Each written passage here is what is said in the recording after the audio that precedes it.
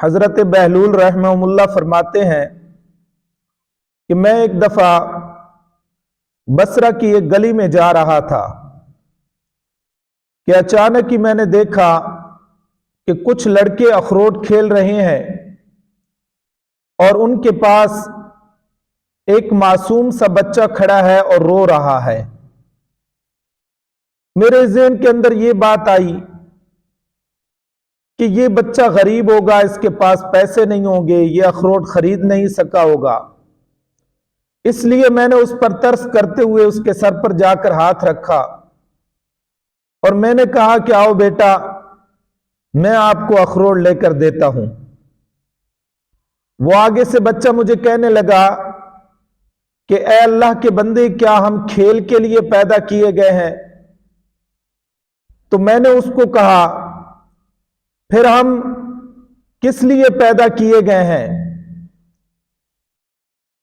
تو وہ آگے سے بچہ کہنے لگا کہ آپ نے قرآن پاک نہیں پڑھا؟ اللہ تبارک و تعالی فرماتے ہیں افحسبتم انما خلقناکم عبثا وانکم الینا لا ترجعون، کہ کیا تم نے یہ سمجھ رکھا ہے کہ تمہیں فضول اور بیکار پیدا کیا گیا اور تم ہماری طرف لوٹائے نہیں جاؤ گے؟ جب میں نے یہ بات سنی، بچے کی زبان سے قرآن مقدس کی آیت سنی، تو میں نے کہا اے بیٹے، تم تو بڑے دانا معلوم ہوتے ہو، مجھے نصیحت کرو۔ اس نے کچھ اشعار عربی کے اندر پڑھے اور نصیحتیں اس میں کی، اور پھر وہ آسمان کی طرف منہ کر کے کہنے لگا کہ اے وہ پاک ذات کہ اس کی طرف عاجزی کی جاتی ہے، اسی پر اعتماد کیا جاتا ہے، اے وہ پاک ذات جس سے امید باندھنے والا کبھی نامراد نہیں ہوتا۔ وہ یہ دعا بھی مانگ رہا ہے اور اس کے رخساروں پر آنسوؤں کی لڑی بھی جاری تھی، حتیٰ کہ یہ دعا مانگتے مانگتے وہ بچہ بے ہوش ہو گیا۔ میں نے اس کا سر اٹھا کر اپنی گود میں رکھا۔ جب اس بچے کو ہوش آتا ہے تو میں نے اس بچے کو کہا کہ اے بیٹا، ابھی تو تیری عمر بھی نہیں ہے، تیرے اندر اتنا اللہ تبارک و تعالی کی ذات کا خوف، اور تو گناہوں سے بھی معصوم ہے۔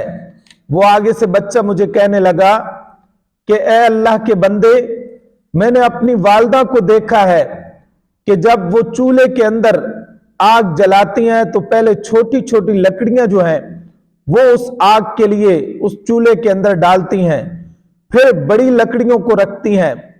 تو مجھے اس بات کا خوف ہے کہ کہیں اللہ تبارک و تعالی کی ذات پاک اس آگ کے لیے چھوٹی لکڑیوں کے بجائے مجھے جہنم کی آگ میں نہ رکھ دیا جائے اور نہ رکھ دے اللہ تبارک و تعالی کی ذات پاک۔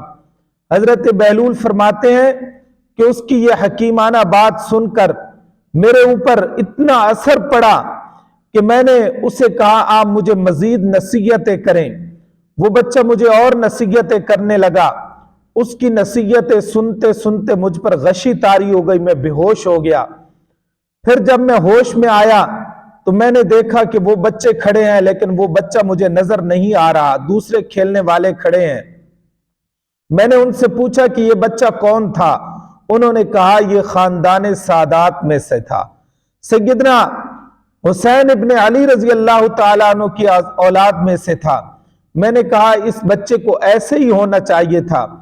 تو ایک طرف تو ہمیں یہ بات اس سے معلوم ہوئی کہ اللہ تبارک و تعالیٰ کی ذات پاک نے ہمیں عبث اور بیکار نہیں پیدا کیا، ہمارے ایک ایک لمحے کا اللہ تبارک و تعالیٰ کی ذات کے ہاں ریکارڈ موجود ہے، اور قیامت والے دن انسان جب اللہ تبارک و تعالیٰ کی ذات کے دربار معلیٰ میں جائے گا تو اللہ تعالیٰ قرآن میں فرماتے ہیں فَمَن يَعْمَلْ مِثْقَالَ ذَرَّةٍ خَيْرًا يَرَى وَمَن يَعْمَلْ مِثْقَالَ ذَرَّةٍ شَرًّا يَرَى۔